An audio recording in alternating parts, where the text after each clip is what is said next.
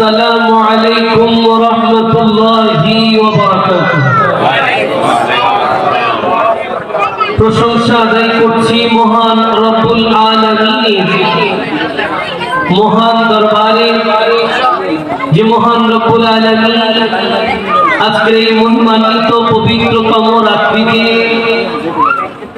মহান আল্লাহর জিকির করার জন্য, প্রিয় নবীজির দুরূদ শরীফ পড়ার জন্য, কোরআন ও হাদিসের আলোকে কিছু শোনার জন্য যে রব্বুল আলামিন আজকের এই মহতি আয়োজনে আমাদেরকে আসার বসার, কোরআন ও হাদিসের আলোকে কিছু শোনার এবং সেই মোতাবেক আমল করার সুযোগ দিয়েছেন, দিবেন, সেই প্রত্যাশায় সর্বপ্রথম বারি তাআলার দরবারে শুকরিয়া আদায় করে সবাই একসাথে পড়ি আলহামদুলিল্লাহ। আরেকটু মহব্বতের আওয়াজে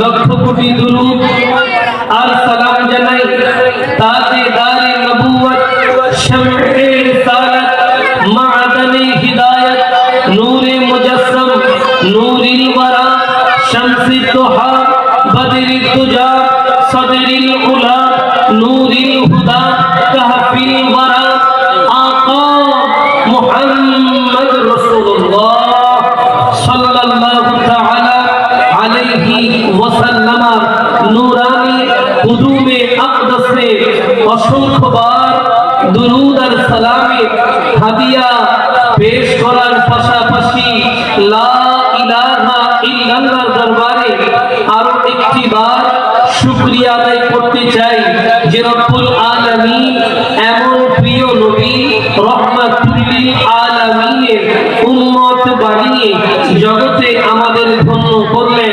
এই জন্য আরো একটি বার শুকরিয়া আদায় করে পড়ি আলহামদুলিল্লাহ। সেই সাথে আপনারা যারা আজকের এই মহতি মাহফিলে দূর দূরান্ত হতে ইতিমধ্যে আমাদের সাথে এসে সম্পৃক্ত হয়েছেন, যারা এসেছেন, যারা আসবেন, রব্বুল আলামিন সকলের উপস্থিতি কবুল আর মঞ্জুর করে কঠিন কিয়ামতের ময়দানে আজকের উপস্থিতির বিনিময়ে সবাইকে নবীজির সুপারিশ নসিব করে দিক। সবাই বলি আমিন। আর উচ্চ আওয়াজে বলি নাতে মুস্তাফা সাল্লাল্লাহু আলাইহি ওয়াসাল্লাম। আমার আগে যিনি আজকের এই মাহফিলের প্রধান আকর্ষণ, মেহমানে আলা, তিনি করে গেছেন। এরপরেও যেখানেই আমরা কথা বলার সুযোগ পাই ওখানে কিছু না কিছু বরকতের জন্য শুরুতে নাতের ফুলের হাদিয়া আমরা দিই। আমি আমার এটা ব্যক্তিগত একটা নিয়ম নীতি বানিয়ে রাখলাম যেন আমাদের মাহফিল দরবারে রিসালাতে কবুল হয়ে যায়। তো কাজেই আমি আপনাদের সকলের মনোযোগ আশা করব। আপনারা যেহেতু এখানে অধিকাংশ ব্যবসায়ী, অনেকে আবার চাকরি করেন, যেহেতু ব্যবসায়ী বন্ধুদের আয়োজনে আজকের মাহফিল, এক একজন এক এক জায়গা থেকে আসছে, ঠিক কিনা? সবাই তো আমাদের চট্টগ্রামের নয়, আমাদের অনেক নোয়াখালীর ভাইরাও আছে না নাই, কুমিল্লার অনেক ব্যবসায়ী আছে না নাই। তো আমরা সচরাচর বাংলা শুদ্ধ ভাষায় নাচ পড়ি, আবার চট্টগ্রামের ভাষায় নাচ পড়ি। আজকে আমি শুরুতে একটু নোয়াখালীর ভাইদের ভাষায় নাতে মুস্তাফা দিয়ে শুরু করতে চাই। আপনারা একটু সহযোগিতা করবেন কিনা? নোয়াখালীর ভাষা বললে কি অসুবিধা হবে? বিজ্ঞানীদের বিজ্ঞানী আঙ্গন বিবি, বিজ্ঞানীদের বিজ্ঞানী আঙ্গন বিবি, বিজ্ঞানীদের বিজ্ঞানী আঙ্গন বিবি। হেরকম দয়াল নবী, হেরকম দয়াল নবী হই চাহাই বাণী, বিজ্ঞানীদের আঙ্গন বিবি বলো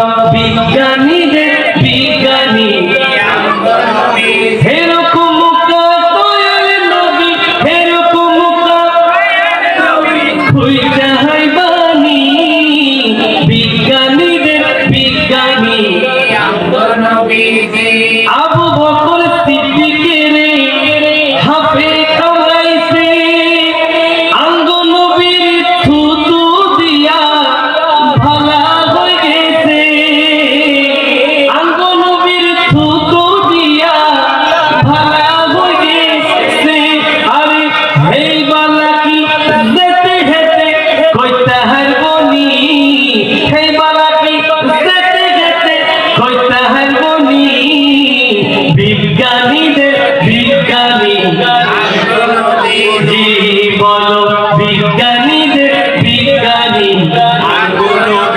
এরকম দয়াল নবী এরকম দয়াল নবী খুঁজাই বানি বিজ্ঞানীদের বিজ্ঞানী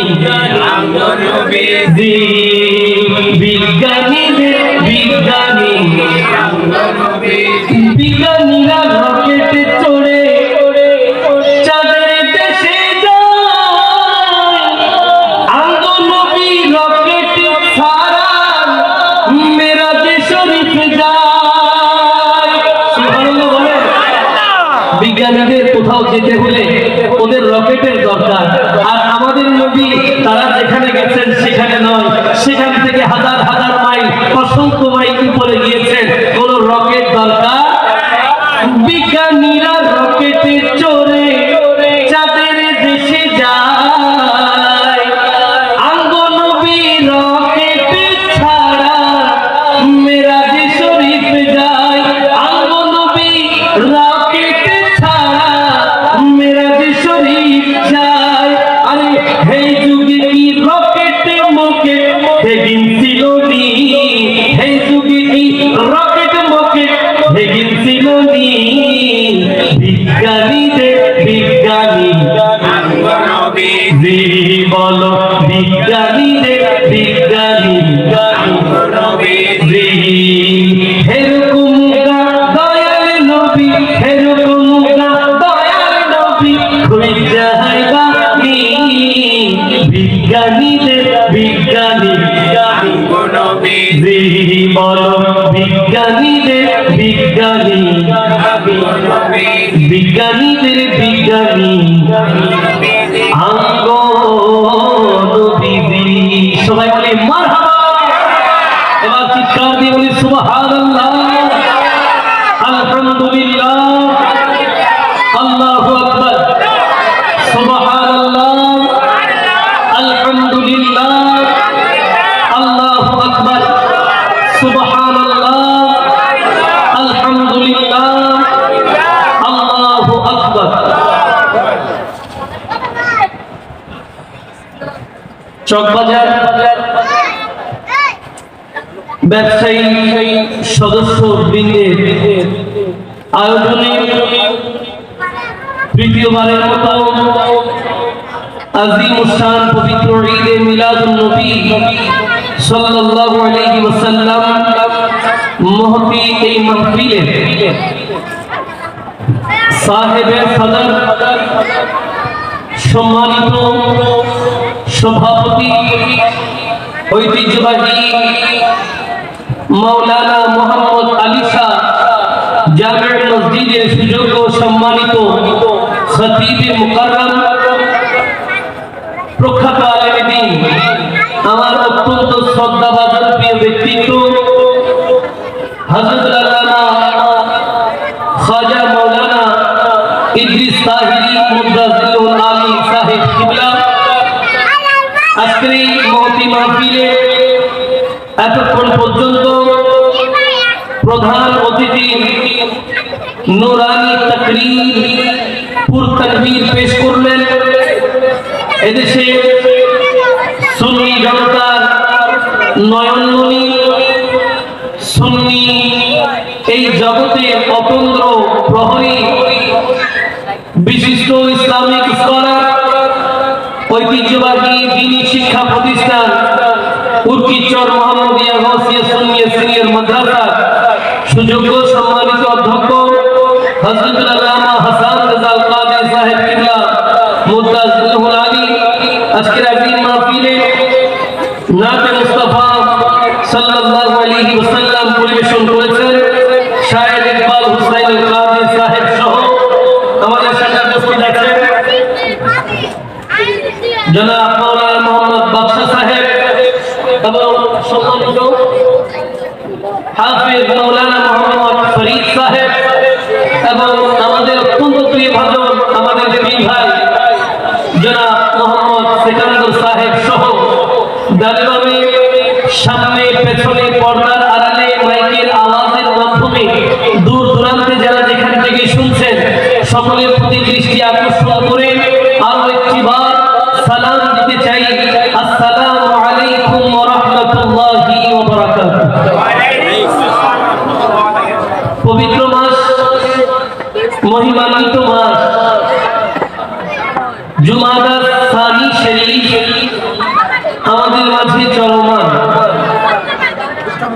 জুমাদা সানি শরীফের পরেই রজব মাসের আগমন হবে। রজব আসা মানে ঈমানদারের দায়িত্ব বেড়ে যাওয়া। এমনিতে 5 ওয়াক্ত নামাজের সাথে সালাতুত তাহাজ্জুদ থাকে। যখন রজব মাস এসে যায়, লাইলাতুল মিরাজের মতো পবিত্রতম একটি রাত্রিতে ইবাদতের কর্মসূচিও বেড়ে যায়। রজব যেই মাত্র বিদায় নিল, খুব কম সময়ের মধ্যে শাবান মাস চলে আসে, যে মাসে আল্লাহর নবী অধিক পরিমাণে নফল রোজা রাখতেন। মাহে রমাদানুল মুবারকের পরে শাবান মাসে নবীজি এমন রোজা রাখতেন, সাহাবায়ে কেরামগণ মনে করতেন রমজান এসে গেছে কিনা। নবী সেরকম রোজা রমজানের পরে শাবান মাসে রাখতেন। সেই শাবানুল মুআজ্জাম যখন এসে যায়, ওখানে আমাদের দায়িত্ব একটু বেড়ে যায়, কারণ ওখানে লাইলাতুল নিসফি মিন শাবান সমাদৃত ভাষা অর্থাৎ শবে বরাত এসে গেলে আমাদের দায়িত্ব একটু বেড়ে যায়। এরপরে যখন মাহে রমাদানুল মুবারক এসে যায়, ঈমানদারের দিনও কাজ রাতেও কাজ।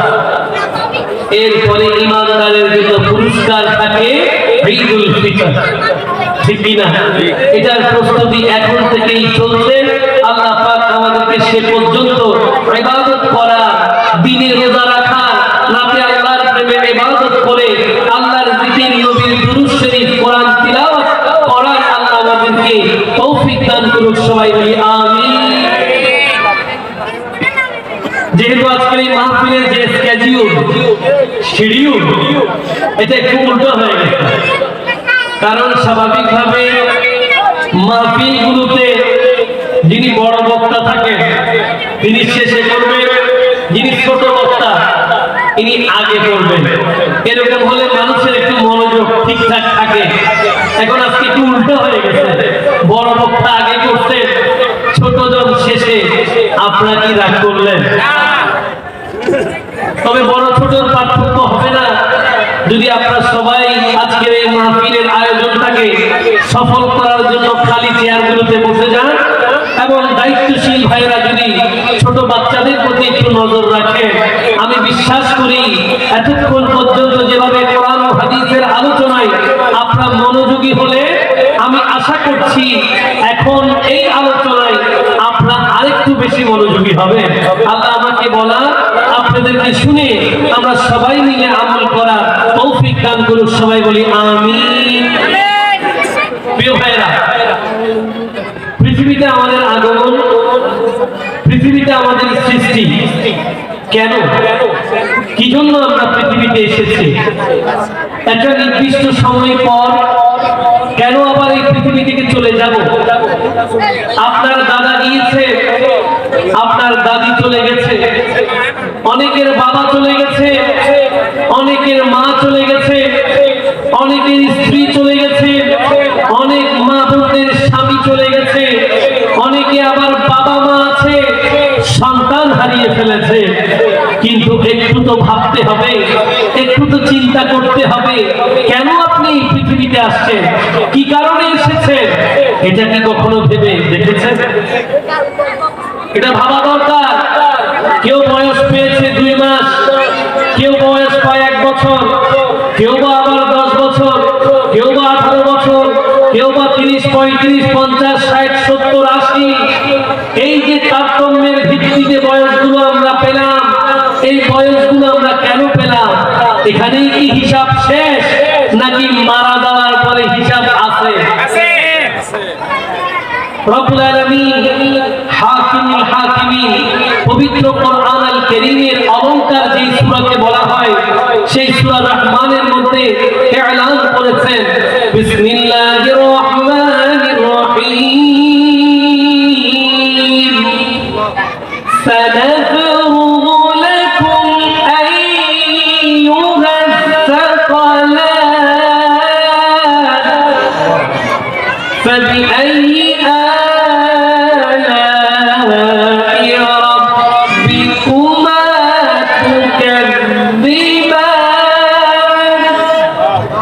সুবহানাল্লাহ বলে।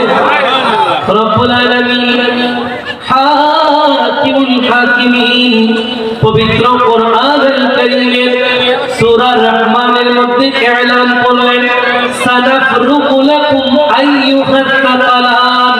আল্লাহ বলেন অচিরেই আমি দুটো ভারী দল, একটি মানব জাতি, একটি জিন জাতি, এই দুই জাতির সাথে আমি হিসাবে বসবো।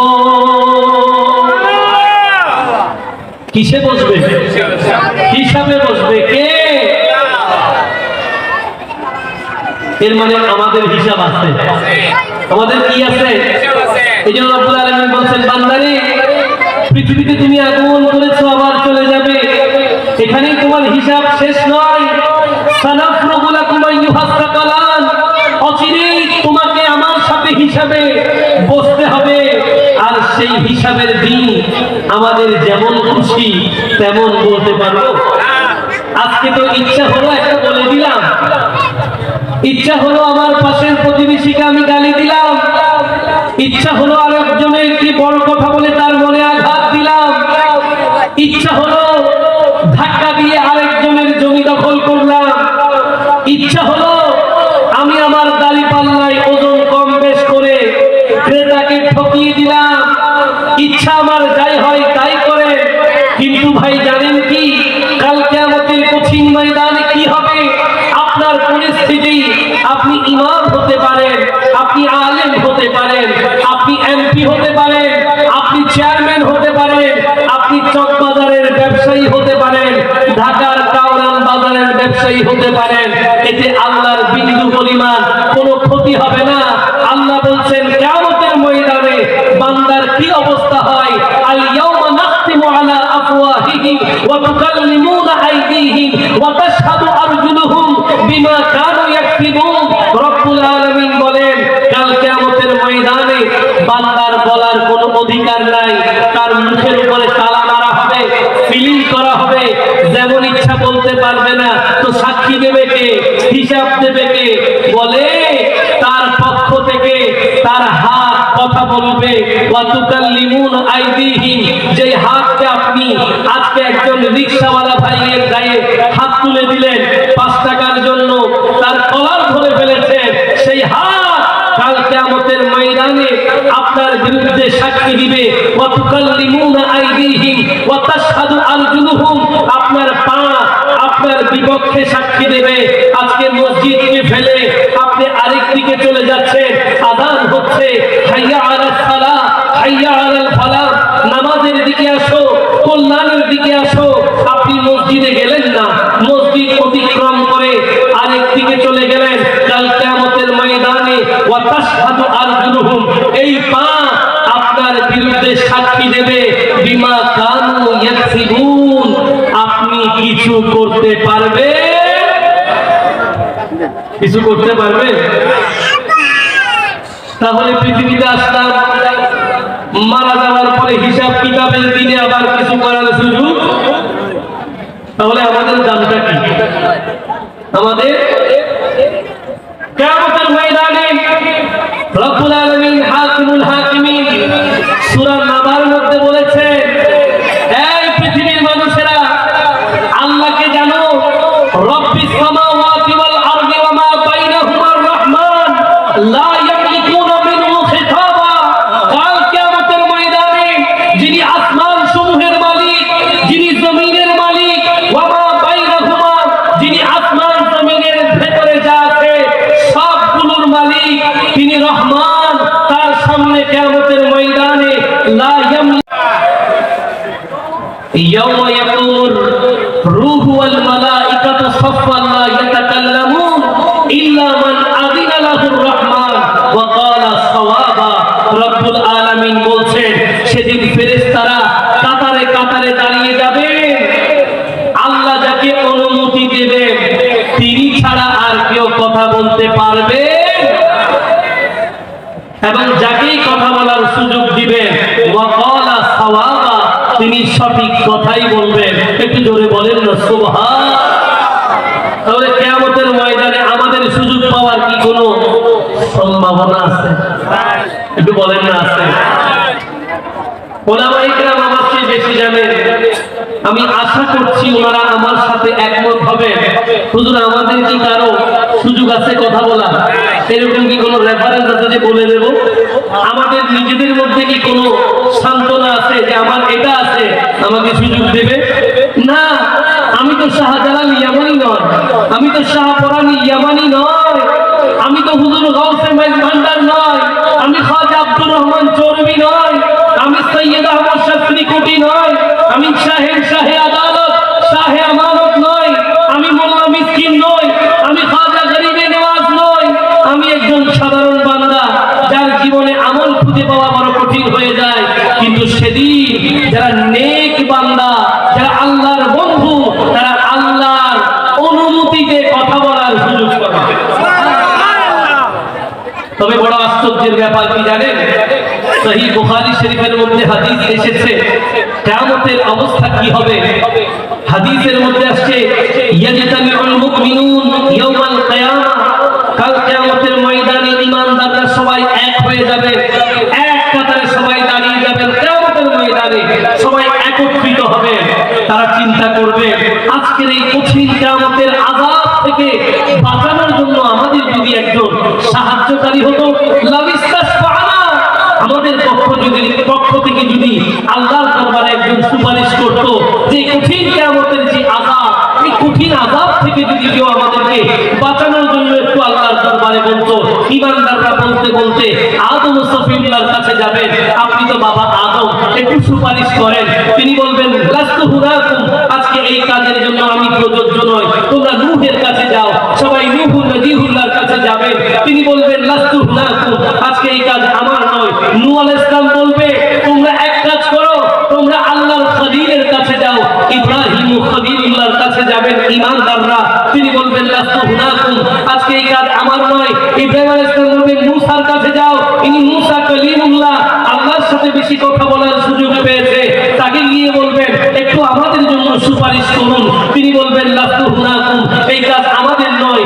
এবার বলবে তোমরা ঈসার কাছে যাও, ইনি ঈসা রূহুল্লাহ, যাকে আল্লাহর রূহ বলা হয়, সেই ঈসার কাছে যাও। সবাই ওনার কাছে যাবেন, একটু সুপারিশ করুন, আপনি তো ঈসা রূহুল্লাহ। ঈসা রূহুল্লাহ বলবেন লাস্তু হুনাকুম, আজকে এই কাজ আমার নয়। তিনি বলবেন এক কাজ করো, তোমরা প্রিয় নবী মুহাম্মদুর রাসূলুল্লাহ সাল্লাল্লাহু আলাইহি ওয়াসাল্লামের কাছে যাও। তিনি কেমন বান্দা জানো? যার জীবনে আগে পরে কোনো গুনাহ নাই। এটা কিয়ামতের ময়দানে ঈসা আলাইহিস সালাম বলবেন।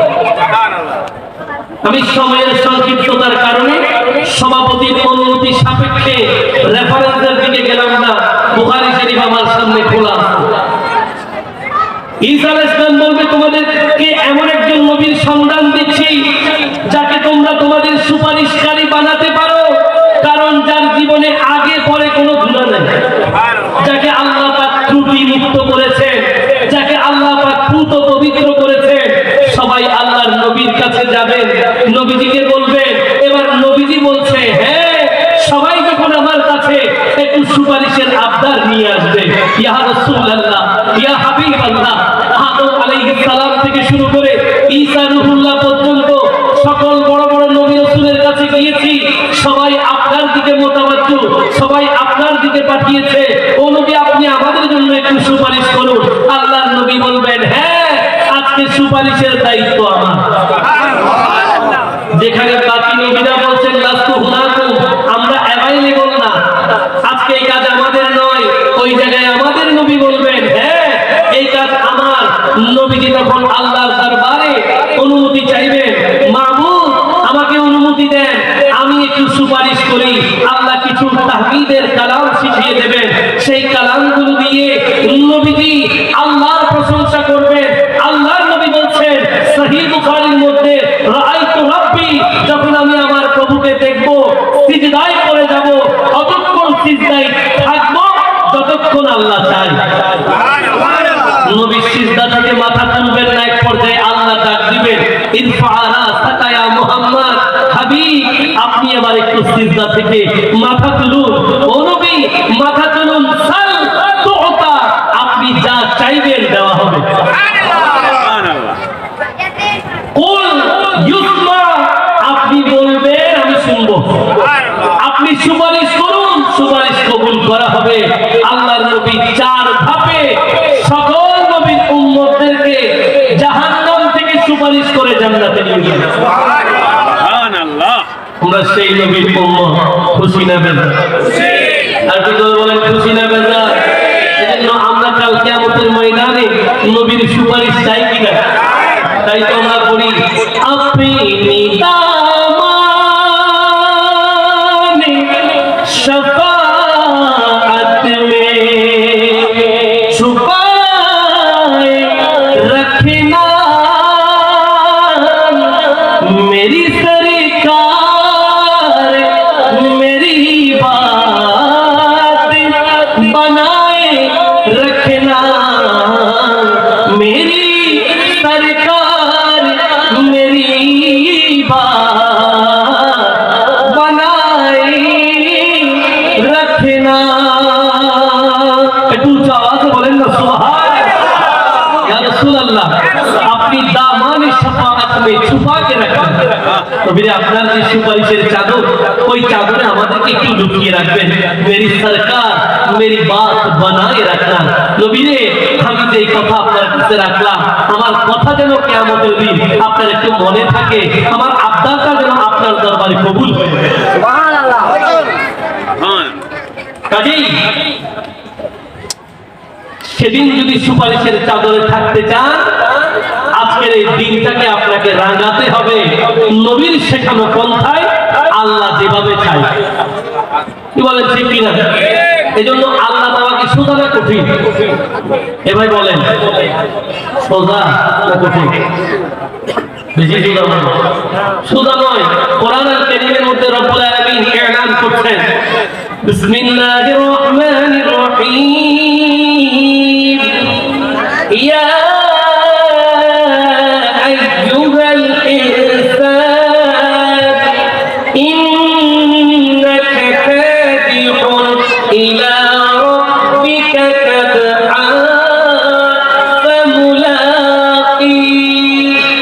সুবহানাল্লাহ।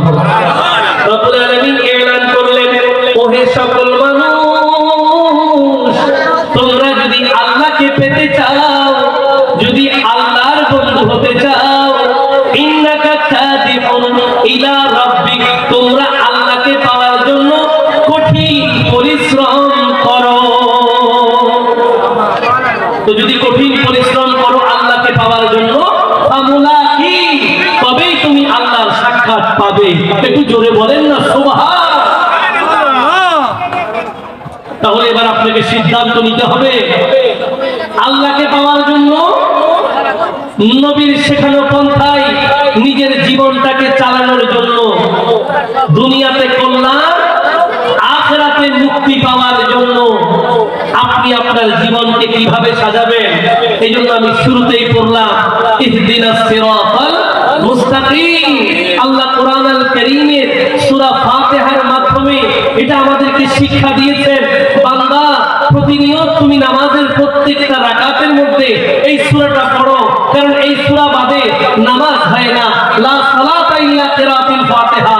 তোমরা সর্বাধিক সময় প্রত্যেক রাকাতে রাকাতে যেই সূরা পড়ো, এই সূরাটাকে সূরাতুদ দুআ বলে, এটাকে সূরাতুর রহমত বলে। এটার মাধ্যমে রহমতও পাওয়া যায়, এটার মাধ্যমে বান্দার আবেদন আল্লাহর দরবারে পেশ করা যায়। কি আবেদন? ইহদিনাস সিরাতাল মুস্তাকিম। আল্লাহ আমাদেরকে সহজ সরল সঠিক পথে পরিচালিত করুন। সুবহানাল্লাহ। সিরাতাল্লাযীনা আন'আমতা আলাইহিম, সেই পথ আল্লাহই শিখিয়ে দিলেন। কোন পথ? সিরাতাল মুস্তাকিম। বান্দা বলে আল্লাহর শেখানো ভাষায়, আল্লাহ সেই পথ যে পথে তোমার প্রিয়জন ছিল, সেই পথ আমাদেরকে নসিব করুন। সুবহানাল্লাহ। এবং বান্দা চায় না, আল্লাহ চায় না, গায়রিল মাগদুবি আলাইহিম ওয়ালাদ দাল্লিন। বান্দা আমার কাছে চাও, যেখানে আমার অভিশাপ চিরপরিতাপ, সেখান থেকে তুমি আমার কাছে পরিত্রাণ চাও। আমরা চাই কিনা? সবাই চাই কিনা? আল্লাহ আমাদের সবাইকে সিরাতাল মুস্তাকিম দান করুক। সবাই বলি। তাহলে সিরাতাল মুস্তাকিম যদি আপনার প্রয়োজন হয়, আপনাকে নামাজি হতে হবে। কি হতে হবে?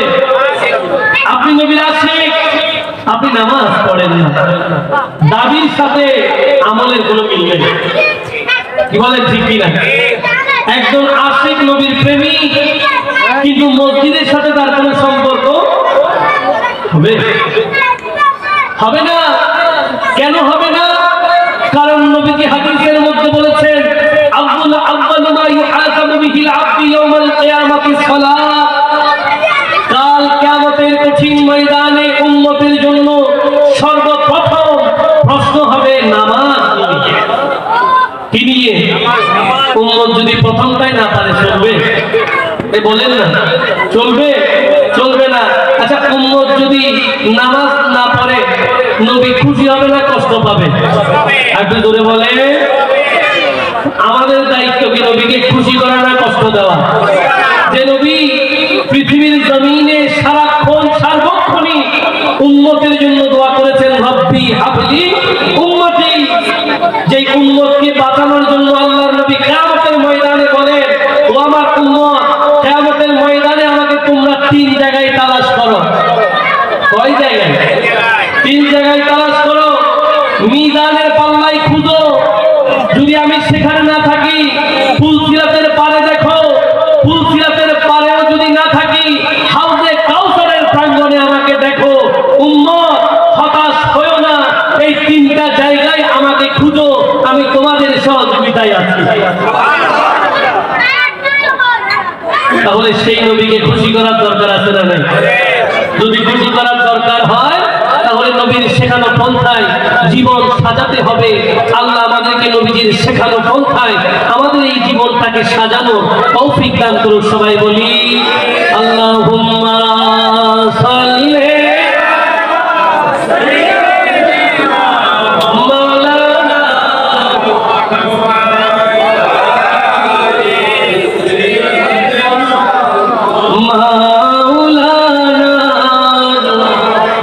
সোনার মদিনা, আমার প্রাণের মদিনা, সোনার মদিনা,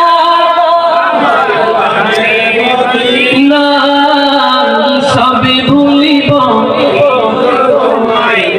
তে পারি না, বলো সবে ভুলিব ভুলতে পারি না।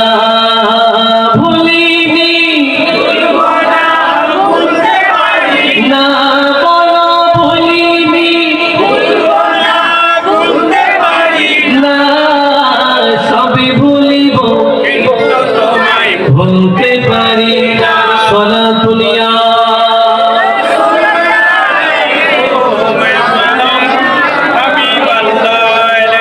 তাহলে নামাজকে সাথে রাখতে হবে। কেন? কোরআন আল কারীমের মধ্যে রব্বুল আলামিন এই নামাজের কথা অন্তত 182 বার বলেছেন। একবার দুইবার নয়, কতবার? যাকাতকে সাথে নিয়ে। তো জোরে বলেন সুবহানাল্লাহ। রব্বুল আলামিন নামাজের ব্যাপারে ইরশাদ করেছেন, বিসমিল্লাহির রহমানির রহিম, ইন্নাস সালাতা তানহা আনিল ফাহশাই ওয়াল মুনকার। সুবহানাল্লাহ।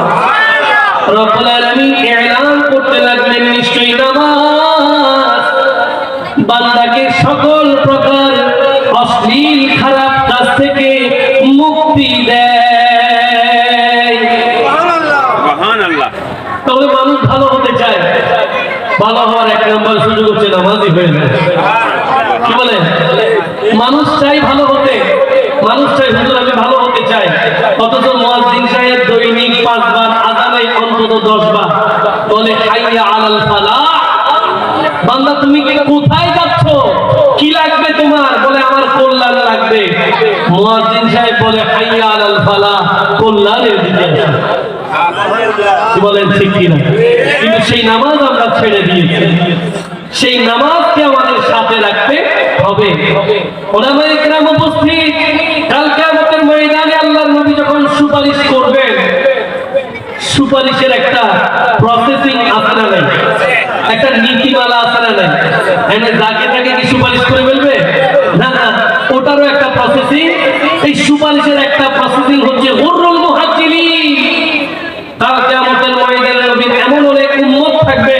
যাদের মুখমণ্ডল নূরের আলোতে আলোকিত হবে, যাদের হাত নূরের আলোতে আলোকিত হবে, অসংখ্য বান্দাদের মধ্যে তাদেরকে নবী খুঁজে নিয়ে তাদের জন্য সুপারিশ করবে, তাদের চেহারা আলোকিত হবে, তাদের হাত আলোকিত হবে। নবী বলেন দুনিয়ার জমিনে যারা নামাজকে যত্ন করেছেন, নামাজ পড়ার জন্য ওযু করেছে, ওযুর পানি চেহারায় লেগেছে, ওযুর পানি হাতের মধ্যে লেগেছে, যেখানে যেখানে ওযুর পানি লাগে কাল কিয়ামতের ময়দানে ওই অঙ্গ প্রত্যঙ্গ আল্লাহর কুদরতের ইচ্ছায় আলোকিত হয়ে যাবে। আর নবী সেই আলোকিত চেহারাগুলো দেখে দেখে তাদের জন্য সুপারিশ করবেন যদি নামাজ তার সাথে রাখেন। এবার আসেন, শুধুমাত্র কি আপনি নামাজি হলে হবে না আশেপাশে একটু খেয়াল রাখতে? মনে করেন একদম বড় নামাজি কিন্তু মা বাবার সাথে সম্পর্ক নেই, কি বড় নামাজি, হাজি গাজী আল্লামা আলহাজ যাবতীয় গুণাবলী যার কাছে আছে কিন্তু মায়ের সাথে সম্পর্ক, বাবার সাথে সম্পর্ক, এমন নামাজির আল্লাহর দরকার নেই। আপনি বলবেন হুজুর আপনি বাড়িয়ে বলছেন, না না আমি বলছি না, আমার নবী বলছেন। ক্বালা রাসূলুল্লাহ সাল্লাল্লাহু আলাইহি ওয়াসাল্লাম রিদাল রাব্বি ফি রিদাল ওয়ালিদ ওয়া সাখাতুর রাব্বি ফি সাখাতিল ওয়ালিদ। সেই সন্তান যার প্রতি তার মা বাবা সন্তুষ্ট তার প্রতি আল্লাহও সন্তুষ্ট, আর যার প্রতি তার মা বাবা অসন্তুষ্ট হাজার নামাজ থাকলেও আল্লাহ নবী বলে সেই সন্তানের প্রতি অসন্তুষ্ট। তাহলে আপনি আর একটা নামাজ দিয়ে কি করলেন? আল্লাহ দিয়ে কি হবে? মাওলানা সাহেব মায়ের সাথে সম্পর্ক নাই, এই মাওলানা এমনিতে মাওলানা, আল্লাহর দরবারে যে মকবুল হয় ওই মাওলানা নয়।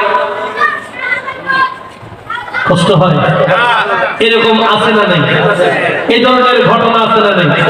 অনেকে মাকে মন্দ কথা বলে, অনেকে বাবাকে গালিগালাজ করে, অথচ রব্বুল আলামিন কোরআনুল কারীমের মধ্যে আয়াতই নাযিল করলেন ওয়ালা তাকুল লাহুমা উফ, তোমরা তোমাদের মা বাবার কথাই উফ শব্দ বলো না। কি বলো না? এখন কি উফ না মারে বলে সব অন্য ভাই কষ্ট হলো? এটা সেদিন মানুষ নাই পারলাম অথচ এটা আমার বুঝতেই নি হলো। প্রথমে এখানে নোয়াখালীর বলছি সব বাজারে কিছু ভাই আছে এটা এখানে নাচ করবি আমরা সিটাঙ্গি গিয়েও পর্যন্ত বুঝা বলি সিটাঙ্গি নাচ বড় হলো আসলে বুঝুন, কিন্তু আগে আগে কথা কি এই জাতীয় ঘটনা আছে না নাই? আছে। মাকে গালি দেয়, বাবাকে গালি দেয়, আমাদের বদনসিব আমরা প্রিন্টিং প্রেসের মাধ্যমে, পেপার পত্রিকার মাধ্যমে, অনলাইন অফলাইন টিভি চ্যানেলের মাধ্যমে আমরা এমন অনেক ঘটনা দেখেছি যেখানে ছেলে মায়ের গায়ে হাত তুলেছে, যেখানে ছেলে বাবার গায়ে হাত তুলেছে। এমন অনেক নেককার ঘটনা আছে যেখানে মানুষ মারা যাওয়ার সাথে সাথে যত দ্রুত সম্ভব তাকে দাফন করার কথা ইসলামী শরীয়তে বলে, ওই জায়গায় ভাই বোন সম্পদের দ্বন্দ্বের কারণে 48 ঘন্টা বাবার লাশ ঘরের বাইরে রেখে দিয়েছে। আছে না নাই? আল্লাহ পাক এই জাতীয় কুলাঙ্গার সন্তান থেকে আমাদেরকে হেফাজত করুন। সবাই বলি আমরা সেরকম সন্তান হতে চাই, আল্লাহ আমাদের সন্তানও যেন সেরকম না হয়, ঠিক কিনা? এরকম হলে তো সন্তান না হওয়াই ভালো, কি বলেন ঠিক কিনা? এমন অনেক ঘটনা আছে না যে সন্তান নিজের মাকে হত্যা করে, বাবাকে হত্যা করে, আছে না নাই? কিছুদিন আগে চট্টগ্রামে এরকম ঘটনা ঘটছে না? প্রিয় ভাইয়েরা আমার, মনে কষ্ট দিচ্ছেন? সময় কি বেশি হয়ে গেছে? মাহফিল চলবে না, শেষ করবো। আল্লাহর আউলিয়া কেরামের জিন্দেগি যদি আপনি সামনে রাখেন, কেন রাখবেন? কারণ আমরা জানি আল্লাহর আউলিয়া কেরামরা ওলি হয় বিলায়াতের মাধ্যমে। আর বিলায়াত কি? আল বিলায়াতু জিল্লুন নবুওয়া, নবুওয়াত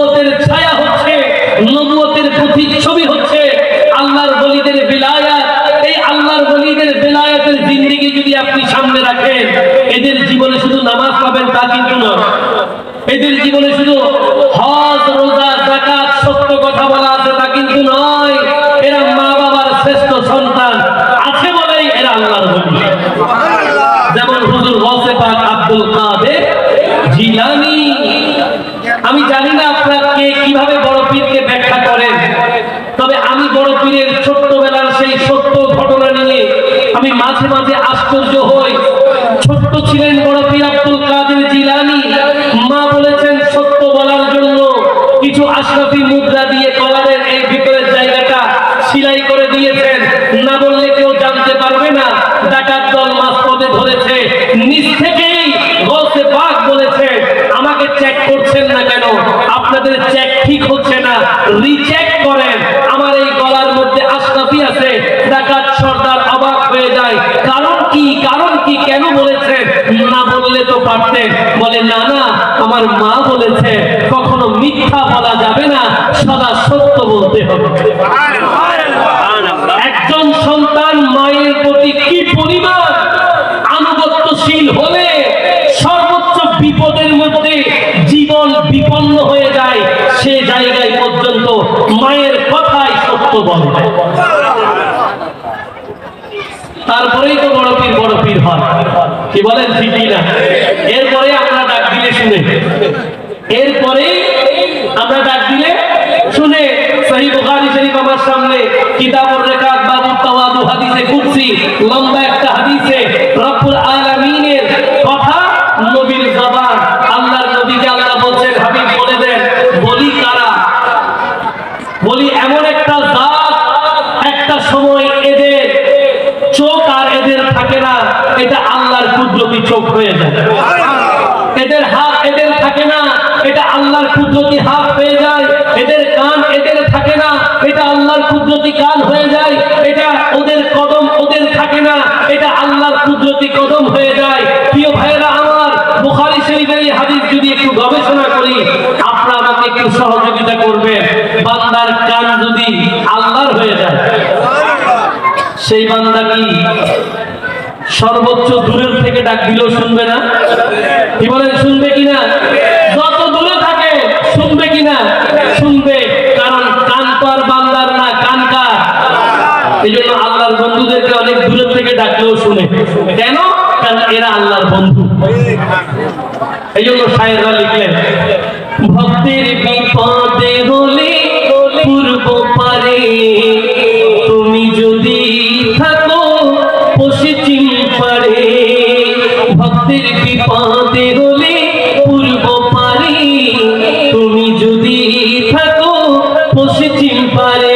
আরে ডাকার মতো যদি ডাকিতে জানে, ডাকার মতো যদি ডাকিতে জানে, দূর কর ভক্তে পেরেশানি। বলো হে আব্দুল কাদের নি, বলো হে আব্দুল কাদের। জোরে বলেন না সুবহানাল্লাহ। ভক্ত যেখানেই থাক, মুরিদ যদি মুরিদের মতো হয়, ডাক দিলে আল্লাহর হুকুমে গৌসে পাক শুনে। এটা আমাদের অন্যান্য ভাইদের রাগ করার কোনো কারণ নাই ভাই। আমি বলি নাই, বুখারী শরীফের হাদিস আমার নবী বলেছেন। আমার সাথে হয়তো আমার কথাই আপনি দ্বিমত হতে পারেন, কিন্তু আল্লাহর কথাই, নবীর কথাই দ্বিমত হলে ঈমান থাকে না। কি বলেন, ঠিক কিনা? রাগ করলেন? আল্লাহর ওলিদের জীবনীতে যদি আপনি দেখেন, এরা শুধুমাত্র সত্য বলেছেন তা কিন্তু নয়, এরা মা বাবার শ্রেষ্ঠ সন্তান ছিলেন। যেমন হুজুর বায়েজিদ বুস্তামি, ঠিক কিনা? ঘটনা অনেক পুরাতন, আপনারা জানেন। আমি শুধুমাত্র আলোচনাটাকে একটু প্রাণবন্ত করার জন্য আপনাদেরকে মনে করিয়ে দিচ্ছি, স্মৃতিপটে একটু আঘাত করতে চাই। মা একদিন হঠাৎ শীতের রাতে বলছিল যে সন্তান একটু পানি লাগবে। সন্তান মায়ের এই হুকুম পালন করার জন্য দিবানা হয়ে গেছে। ঘরের কলসিতে পানি নাই, দূর দূরান্তে গিয়ে পানি সংগ্রহ করে আসার পরে দেখে মা আবার ঘুমিয়ে গেছে। মায়ের কষ্ট হবে বলে মাকে আর ডাকে নাই। কিন্তু আজকে অনেক সন্তান আছে, মায়ের রাতের প্রেসারের ওষুধ শেষ, শীতের রাতে বের হচ্ছে না, মাকে বলে কালকে খাইও। আছে না? এরকম অনেক সন্তান ওষুধে অবহেলা করার কারণে আল্লাহর হুকুমে অনেক মা বাবা ইন্তেকালও করছে। এরকম ঘটনা আছে না? শুধু আলসেমির কারণে। কিন্তু হুজুর বাইজিদ বোস্তামি মা ঘুমিয়ে গেছে, মাকে ডাকে নাই, ও মা ওঠো পানি খাও, আমি আবার ঘুমাবো, সেটা বলে নাই। হুজুর বাইজিদ বোস্তামি সারা রাত ওই পানির গ্লাস ধরে মায়ের সামনে দাঁড়িয়ে আছেন। ফজরের আযান যখন মায়ের কানে, মা যখন জাগ্রত হয়ে ঝাপসা চোখ দিয়ে সন্তানকে দেখলেন, হঠাৎ করে বুঝতে পারলেন গভীর রাতে সন্তানের কাছে পানি চেয়েছিলাম, আমি মায়ের কষ্ট হবে বলে আমার সন্তান আমাকে ঘুম থেকে ডাকে নাই। আল্লাহ, আমার আর পানির তৃষ্ণা নাই, আমার মনের তৃষ্ণা মিটে গেছে, তুমি আমার সন্তান বাইজিদকে যুগের শ্রেষ্ঠ আল্লাহর ওলি বানিয়ে দিও। আল্লাহর ওলি বাইজিদ ওলি হয়েছে কিনা? একটু জোরে বলেন না। একদিনের আনুগত্য, একদিনে মাদের দোয়া যেরকম একদিনে লেগে যায়, একদিনে বদদোয়াও লাগে। এরকম আছে না? অনেক সন্তান মায়ের বদদোয়ায় খারাপ মৃত্যু পেয়েছে, এরকম অনেক আছে। এই জন্য মা বাবাকে কষ্ট দেওয়া যাবে। শায়েররা লিখলেন, আল্লাহর ওলি বাইজিদের বিরল ঘটনা, মায়ের সেবাই ছিল একটি উত্তম নমুনা। আল্লাহর ওলি বাইজিদের বিরল ঘটনা, মায়ের সেবাই ছিল একটি উত্তম নমুনা। ছেলের জন্য দোয়া করলেন, ছেলের জন্য দোয়া করলেন, মায়ের দোয়া তুলে, মা কেন এত দামি বলে, ও মা কেন এত দামি বলে, বাবা কেন এত দামি বলে, জানতো যদি পড়তো দেখে কোরআনে হাদিস খুলে, জানতো যদি পড়তো দেখে কোরআনে হাদিস খুলে, একটি হজের সওয়াব মিলে, একটি হজের সওয়াব মিলে, মাকে একবার দেখিলে, মা কেন এত দামি জানে না সকলে, বলো বাবা কেন এত দামি জানে না সকলে। জোরে বলেন না সুবহানাল্লাহ। তাহলে মা বাবার মনে কষ্ট দেওয়া যাবে? রহমাতুল্লিল আলামিন যে নবীকে ভালোবেসে চকবাজারের ব্যবসায়ী বন্ধুরা আজকের আয়োজন করলেন, সে নবীর জীবনী দেখেন। একদিন আল্লাহর নবী দরবারে রিসালতে বসে আছেন, সাহাবায়ে কেরাম আছেন সাথে। হঠাৎ করে একজন মহিলা আগমন করলেন, নবীজি দাঁড়িয়ে গেলেন, নিজের গায়ের চাদর মোবারক বিছিয়ে দিলেন, বসতে দিলেন, কথা বললেন। নবীজি সাহাবায়ে কেরাম আশ্চর্য, যার জন্য কুল কায়নাত দাঁড়িয়ে যায়, ওই নবী আবার কোন মহিলার জন্য দাঁড়িয়ে গেলেন? সুবহানাল্লাহ। মহিলার সাথে কথা শেষ, চলে গেল। সাহাবায়ে কেরাম জিজ্ঞাসা করলেন, ইয়া রাসূলুল্লাহ, আপনার জন্য সবাই দাঁড়িয়ে যায়, আপনি কার জন্য দাঁড়ালেন? নবীজি বললেন, উনি হচ্ছে কে জানো? উনি হচ্ছেন আমার দুধমা হালিমাতুস সাদিয়া রাদিয়াল্লাহু তাআলা আনহা। একটু জোরে বলেন না সুবহান। এটা উম্মতকে শিক্ষা দিয়ে দিলেন, উম্মত কোনদিন মা বাবাকে কষ্ট দেওয়া যাবে, সর্বোচ্চ সম্মান করতে হবে। তাহলে আপনি যদি আপনার জীবনকে সাজাতে চান, মা বাবার অনুগত হতে হবে। নামাজ তো আছে, রোজা তো আছে, হজ তো আছে, যাকাত তো আছে, সেই সাথে মা বাবার বাধ্য সন্তান। এবার আসেন ব্যবসায়ী বন্ধুরা, নামাজও আছে, রোজাও আছে, হজও আছে, যাকাতও আছে, সত্য কথাও ঠিক, কিন্তু আপনার ব্যবসা ঠিক নেই। কি ঠিক নাই? ব্যবসা ঠিক নাই। আপনি নেওয়ার সময়, কেনার সময় ওজনে বরাবর নেন, বিক্রির সময় ওজনে কম নেন। নেওয়ার সময় বরাবর, আর বিক্রির সময় কম দেন। আপনি কি কি মনে করছেন আপনি এটা দিয়ে আশিকে রাসূল হতে পারবেন, আল্লাহর নেক বান্দা হতে পারবেন? আপনি হয়তো জানেন না ব্যবসায়ী বন্ধুদের যেমন নিয়ামতের কথা আছে তেমন এদের ধ্বংসের কথা, গজবের কথা বলে আল্লাহ কোরআনুল কারীমে একটা সূরার নাম দিয়েছেন সূরা তাকফীর। কি নাম? একটু বলেন তো, সূরা তাকফীর কি নাম? বাংলা মনে করিয়ে, কারণ অনেকে ব্যবসায়ী আছে।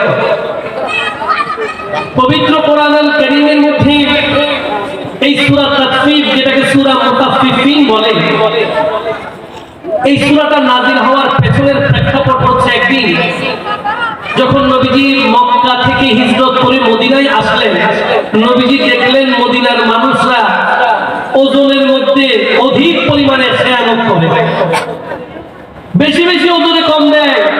বিশেষ করে একজন লোক ছিল যার কথা ইমাম আলা হযরত তাফসীরে কানজুল ঈমানে এনেছে যে আল্লাহর নবী হিজরতের পরে মদিনায় গিয়ে আবু জুহাইনা নামক একজন ব্যক্তিকে দেখছেন যে এমন ব্যবসায়ী ছিল, ওজনের মধ্যে এমন কাটছুপি করত যে তার কাছে পাল্লা ছিল দুইটা পাল্লা, নেওয়ার সময় একটা, দেওয়ার সময় আরেকটা। নেওয়ার সময় ঠিক নিত, দেওয়ার সময় কম দিত। সব বাজারের মধ্যে ওরা এরকম ব্যবসায়ী নেই।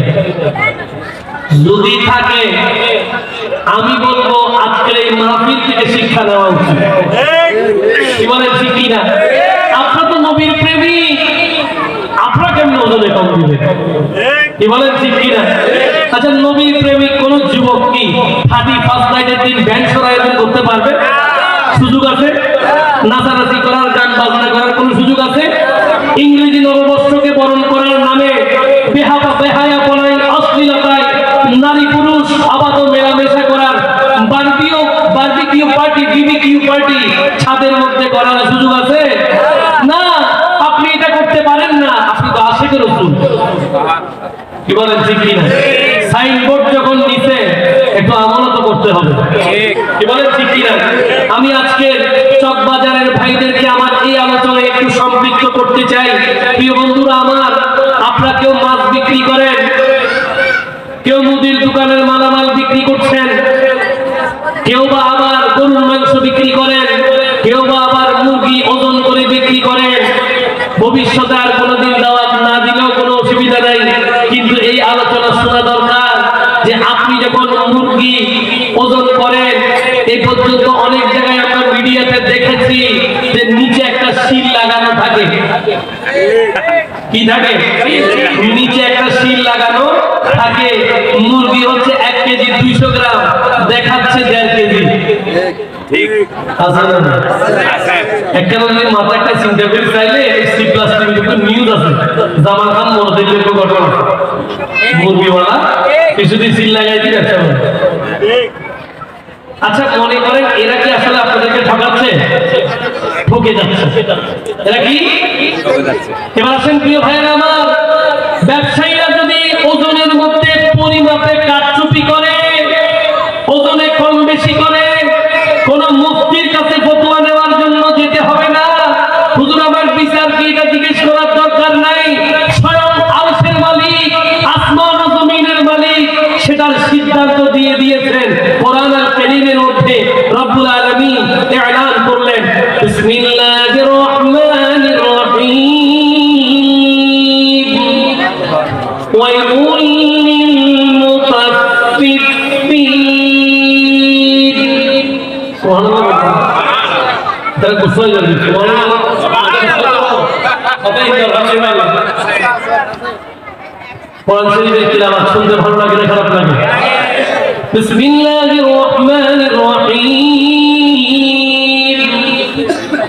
ওয়াইলুল লিল মুতাফফিফিন আল্লাযীনা ইযা ইক্তালু আলান নাসি ইস্তাওফুন ওয়া ইযা কালুহুম আও ওয়াজানুহুম ইউখসিরুন। সুবহান রব্বুল আলামিন হাকিমুল হাকিমিন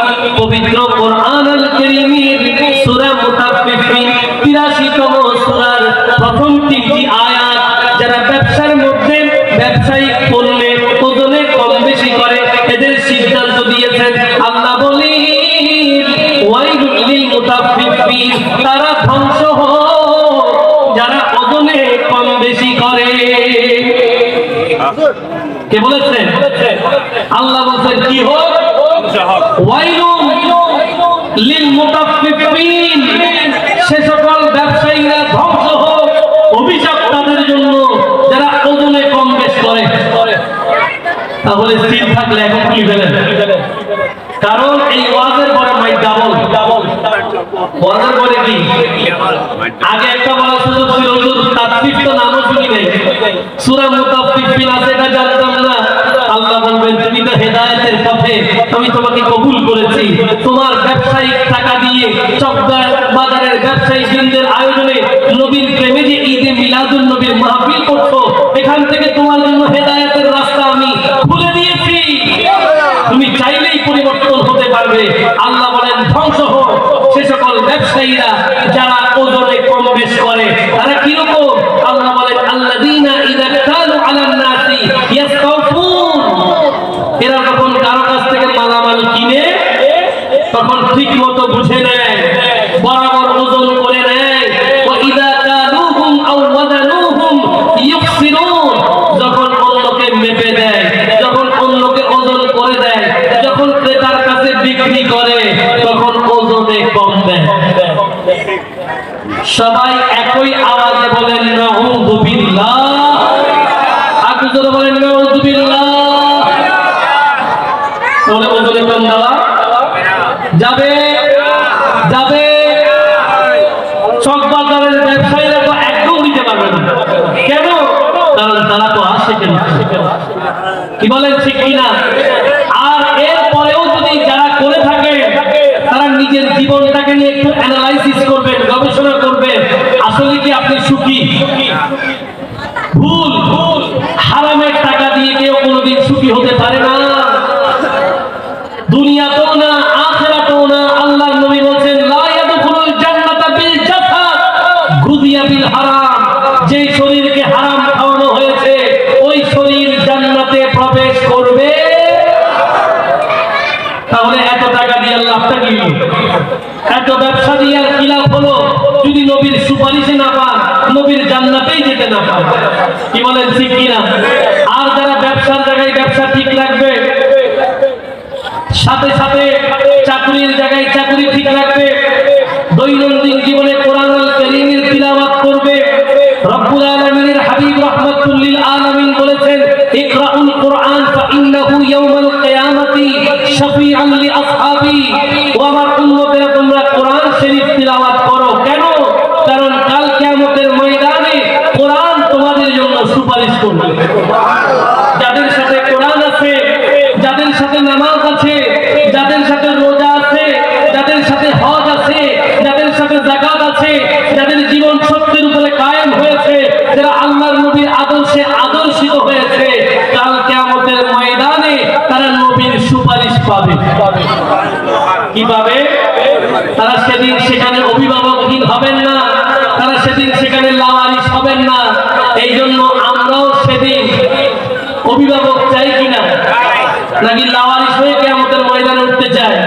এই জন্য আমাদের চট্টগ্রামের শিল্পী নূর সাজ্জাদ লিখেছেন লাওয়ারিশ গুনাহগার হাসরের মাঠ রহমতের সাগরে যখন মুস্তাফার আতাতে, রহমতের সাগরে যখন মুস্তাফার আতাতে লাওয়ারিশ গুনাহগার হাসরের মাঠ রহমতের সাগরে যখন মুস্তাফার আতাতে হড়ে যাইব উম্মতে ওয়ালা উম্মত ফেলাই, হড়ে যাইব উম্মতে ওয়ালা ফেলাই, হইল জাগানো মদিনা রাখি আই কোথায়, হইল জাগানো মদিনা রাখি আই কোথায়,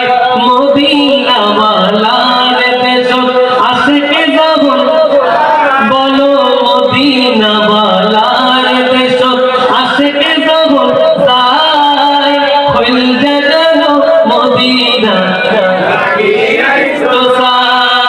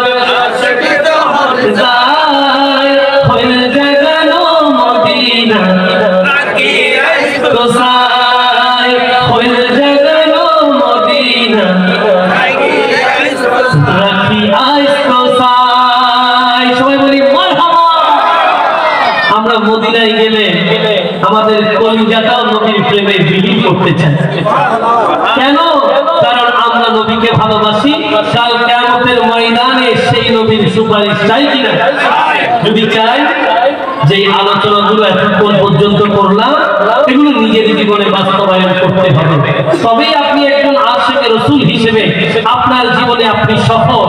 তা না হলে আপনি আশিকে রাসূল বেনামাজি, কোনো লাভ নাই। আশিকে রাসূল রোজা রাখেন না, কোনো লাভ নাই। আশিকে রাসূল রোজার দিনে লাল পর্দা দিয়ে মুসলমানের ছেলেরা বেরোজাদারদের খাবারের ব্যবস্থা করে দেয়, কোনো লাভ। মুসলমানের ছেলে আশিকে রাসূল ব্যবসায়ী ওজনে কম দেয়, কোনো লাভ।